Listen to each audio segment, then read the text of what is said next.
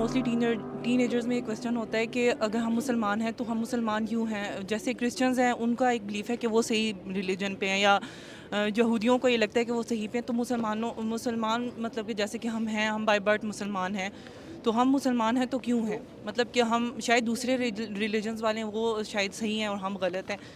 लेकिन कुछ टाइम पहले मुझसे एक लड़की मिली है, वो काफ़ी बड़ी थी, 23-24 इयर्स की। तो उनको भी यही था कि शायद जिस रिलीजन को मैं जिस मतलब कि अल्लाह को मैं प्रेज़ करूँ, शायद वो अल्लाह सही ना हो।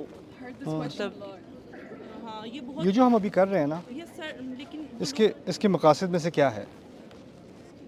हम अल्लाह ताला के कलाम को पहचान रहे हैं, हमें मतलब कि यहाँ से मौजज़ा मिल रहा है कि ये अल्लाह ताला का कलाम है।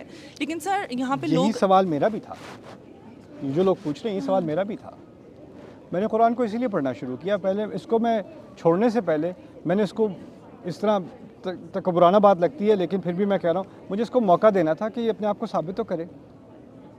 अगर मैं छोड़ रहा हूँ, ठीक है, मेरे वालिदैन इसमें हैं, ऐसे ही तो मैं नहीं छोड़ दूँगा। ये तो नहीं मैं कह सकता कि मैं इसको जान चुका हूँ और देखने के बाद, जांचने देखने के बाद मुझे पता चला कि इसमें हक़ नहीं है। ऐसा होता है कि ना, ईसाई जो होते हैं ना, इसी तरह वो भी, उनके कभी कभी दिमाग में आता है कि शायद हमारा मज़हब सही नहीं है, तो फिर वो बाइबल पढ़नी शुरू करते हैं। जब वो बाइबल पढ़नी शुरू करते हैं तो उनका ईमान बिल्कुल ही गायब हो जाता है। फिर वो कहते हैं ये मज़हब से, फिर वो और मज़ाहिब की तरफ तलाश में निकलते हैं।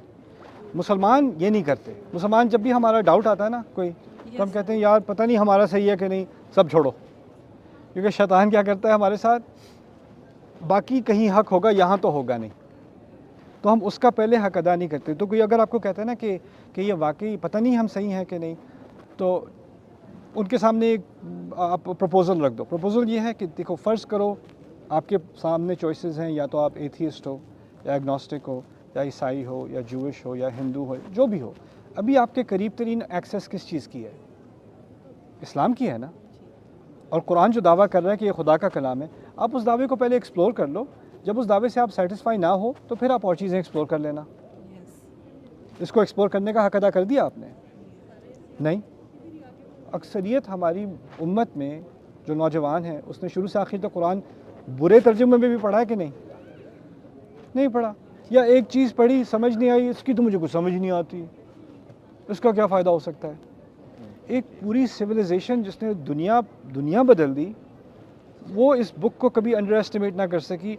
आप 2 सेकंड में आपको इम्प्रेस नहीं किया तो you move on like a tick tock video, you know. यानी अब वो आपको इम्प्रेस करे आके। अल्लाह ताला हिदायत नहीं देता जब तक इंसान अपने आप को हम्बल ना करे। अल्लाह ताला हमें इम्प्रेस करने के लिए नहीं हमें कलाम दिया। असल में बात यह है कि हम अल्लाह ताला को इम्प्रेस करें, है ना। लेकिन फिर भी अल्लाह ताला ने ऐसा कलाम दिया कि इंसान का दिल बिल्कुल मुतमईन हो जाए कि जिसके सामने मैं अपने आप को सरेंडर कर रहा हूँ, वो वही वाकई हकीकी रब है और ये कलाम इंसानी नहीं है। इसीलिए कहा है कि अगर तदब्बुर वाकई करते तो एहसास हो जाता कि ये इसमें कॉन्ट्रडिक्शन होती, इसमें कोई ना कोई इख्तिलाफात होते, इसमें जो है वो आपको क्या कहते हैं कॉन्ट्रडिक्शन को उर्दू में, लफ्ज़ हो जाता है तज़ाद, इसमें बहुत ज़्यादा तज़ाद होता। तो इसी की इन्विटेशन मैं दे रहा हूँ इस सीरीज़ के ज़रिए। जिन लड़के लड़कियों को एहसास है इस चीज़ का, मैं ये नहीं कह रहा कि इस सीरीज़ देखने के बाद वो बिल्कुल कन्विंस हो जाएंगे, हो सकता है इसके बाद भी उनमें डाउट्स हैं, लेकिन कम से कम सफ़र तो शुरू किया ना उन्होंने, कम से कम सफ़र तो शुरू किया। हमारे यहाँ एक इंटेलेक्चुअल लेजीनेस है, खुद पढ़ना भी नहीं है, एक्सप्लोर भी नहीं करना, फिर आगे से जजमेंट भी कर देनी है। पता नहीं क्या होगा, पता नहीं तो पता तो करो।